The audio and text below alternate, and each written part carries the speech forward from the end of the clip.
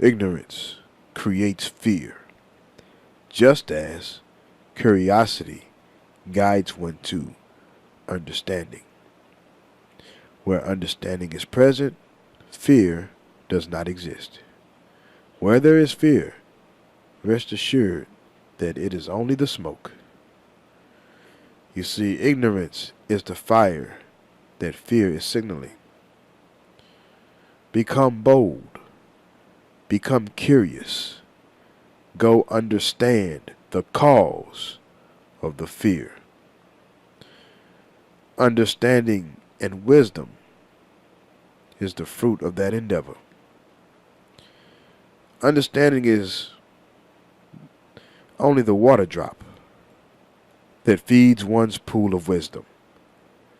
We want to create an ocean of wisdom. This is only accomplished by those who create rains of understanding, by accepting the trials and becoming curious of the ignorance their fear signals them to. There is no combination of words that will give you purpose. It is your purpose that gives life to your word. Be intentional in exercising the purpose of your word. Thy will be done.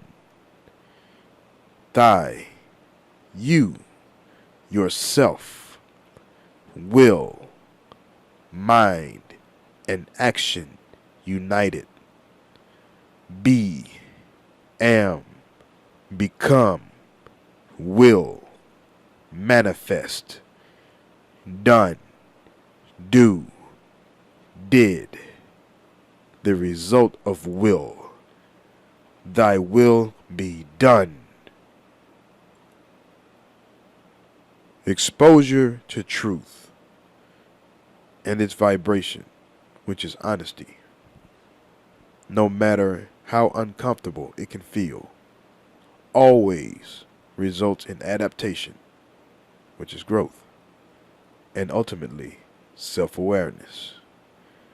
Exposure to deception and its vibration, phoniness, insecurity, no matter how pleasurable it may feel, always results in degradation and ultimately self-destruction. Truthfulness is always the answer. You only need to look to nature to see that principle reflected in all of creation. I am a self-directed intellectual. Academia schooled me to be an anti-intellectual and pro-school. After high school, I taught myself to truly read. I refused to exist in the quasi-literate stupor they boxed me into. The things my mind is creating these days were called impossible by academia. I am an intellectual, not an academic. One cannot love health and love disease at the same time. To operate outside of divine law, which is love, is to sow seeds of disorder. Disorder allows the flourishing of disease. To embrace divine law, love, results in health. To embrace divine hate is to crush, stamp out, reject disorder in order to protect the integrity of the whole. Time is one cycle with infinite orbits. Truth has no tomorrow because yesterday has no end. Real time is the clock of the sovereign mind.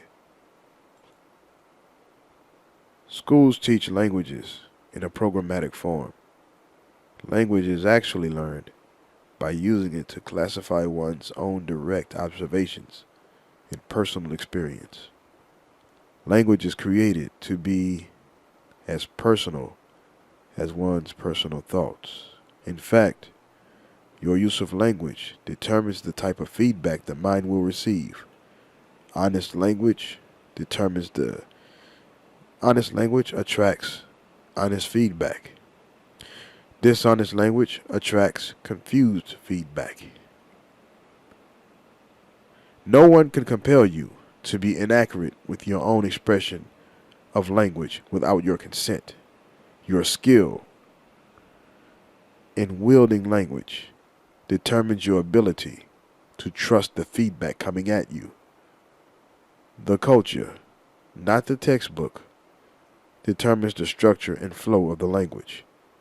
Effectiveness of sending and receiving meaning, not standardized exams, determine the level of skill one possesses in his own use of language. Though there's an effort to blur the lines between culture and mass brainwashing via entertainment, the soul of culture cannot be destroyed nor faked. Where brainwashing is present, genuine soulfulness is absent. Seduction enslaves the mind. Truth forces the mind free, even against its will. Words are numbers, so use them with precision. The difference between a tool and a weapon, it's what it's pointed at. Keep your energy honest and your thinking truthful at all times. Ensures your own mind will never be weaponized against you. Truth fears no challenge, as it's always pushing itself into the open. Deceivers fear all questions, because the math of a question will expose the answer, no matter how hard they work to hide it. History is not a series of events from a long time ago. They tell you this to disconnect you from the context of their existence.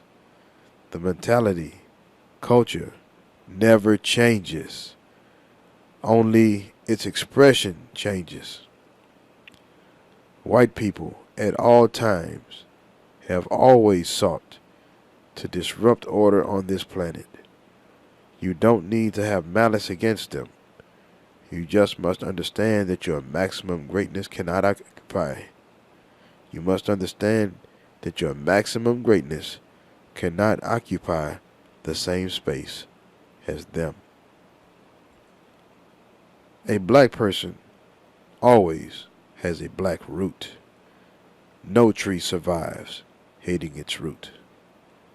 Have you ever observed a high level of anti-blackness in your family? Does that anti-blackness match in intensity the positive affinity for whiteness in the same family? Answer with observation rather than with emotion. Emotion must be reconditioned to truthfulness in order to be a strong tool for seeing. As of now, until we do the work, we all love white people more than ourselves. This is unnatural. Embracing the truth is hard because we are taught how to feel about the situation. The truth is the truth, independent of one's feelings about the situation, and requires a very sober mindset in order to embrace it. Education. Personal observation. Direct participation. Domestication. Reward and punishment. Self-education. Understanding one's own observation. Actively seeking to expand one's own understanding via the act of observing the response to one's own participation. The most productive conversations I've ever had came as a result of only describing my observations rather than giving an opinion not grounded in my personal direct experience. Truth is a frequency. When you're tuned into it, life responds to it. Recipe for harmonious, godly conversations. Speak only on what you fully understand. Personal observations over personal opinions. Ask questions and listen for everything else. Nothing is ever wrong. All parties are always learning to see more clearly.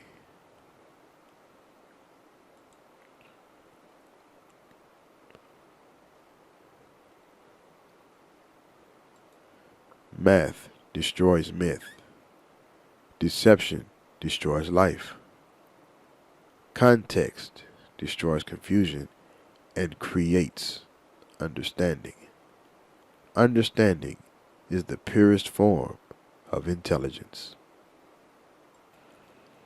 Concentration is to acknowledge the presence of everything, while ignoring, which is actively being ignorant of, no thing. Know yourself. Flow with everybody. In order to know who I want to talk to, I must know who I am and what I want to say. Understanding of self is paramount at all times.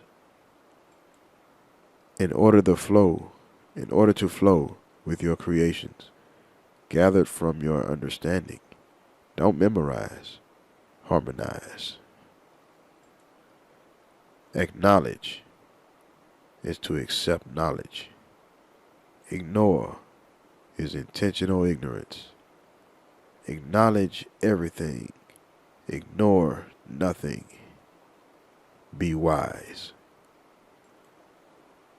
Verbal verbs are not verbs.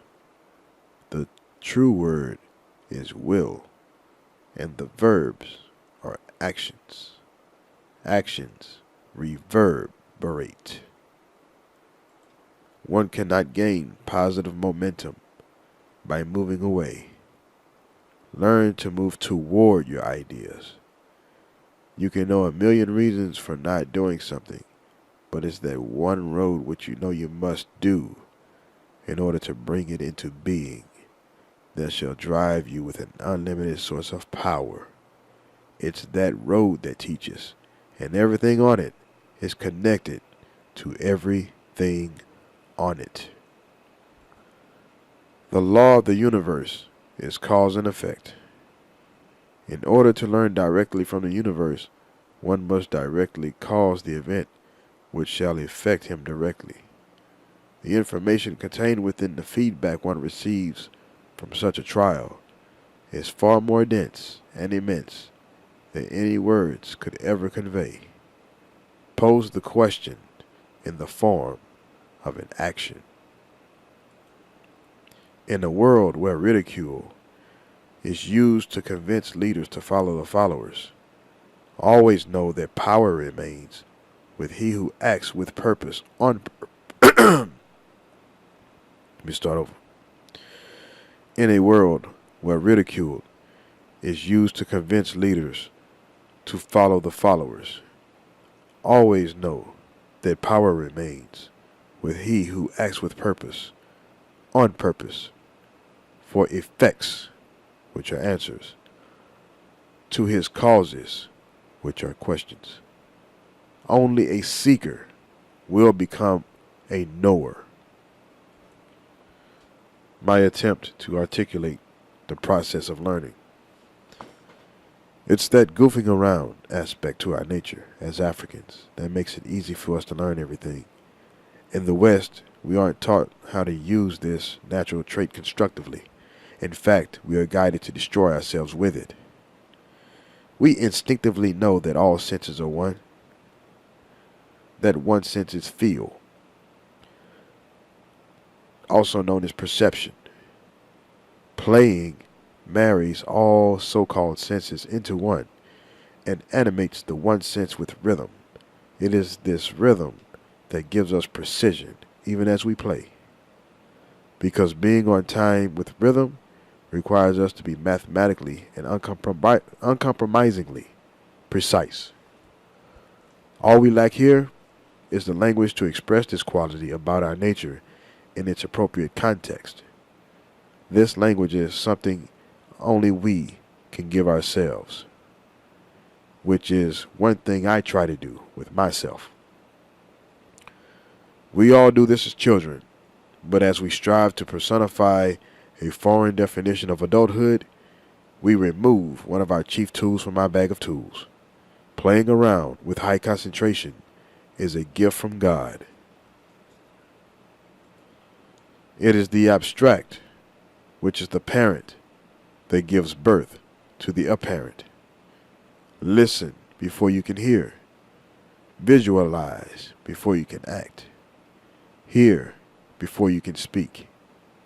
That which is apparent would not be, were it not for its parent, the abstract. The purpose of your actions. The purpose your actions are born from is truth. Do not allow the words of deceivers to distract you from your purpose. What you know you are doing is the truth. Never move on what people think you are doing. Stay true. Confidence is the energy that flows into one's soul when he exercises courage.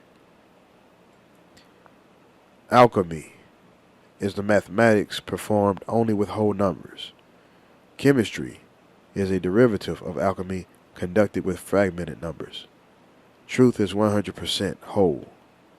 The most powerful lie is 99.99. Over time, its destructiveness increases as its life force goes down. Chemists are always looking for the next 99.99 as they lack the truthfulness to tap into the 100% already around them. Confidence is self-trust. Trust is built on truthfulness. Honesty leads one to truth like a compass. I maintain such an honest frame of mind that I have absolutely no concern about the labels people may affix to me. I concentrate on actually being me and will not compromise a drop of honesty in order to attempt to influence what someone thinks I am. As long as I know the honest place I'm operating from, that's comforting enough for me.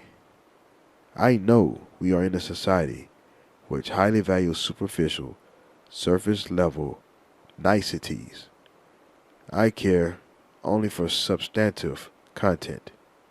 Those who come to understand that will begin to understand me. Just as Europeans once thought the earth was flat, the earth continued to be its actual self. Those ignorant to the truth must work on themselves to see, as the truth will be, independent of what one thinks. I speak as clearly as I can, and I do not use labels, which are terms that lack meaning. I do not always subscribe to prescribed definitions. I describe what I see. The confidence in my vision is a result of the trust built by testing my thoughts and ideas with direct action. Truth shows itself to those who act. A self-educator's goal isn't to get others to believe what he can do with your credentials. A self-educator's mission is to constantly refine that which he can actually do, which are his skills. I am self-taught. Energy always was, always is.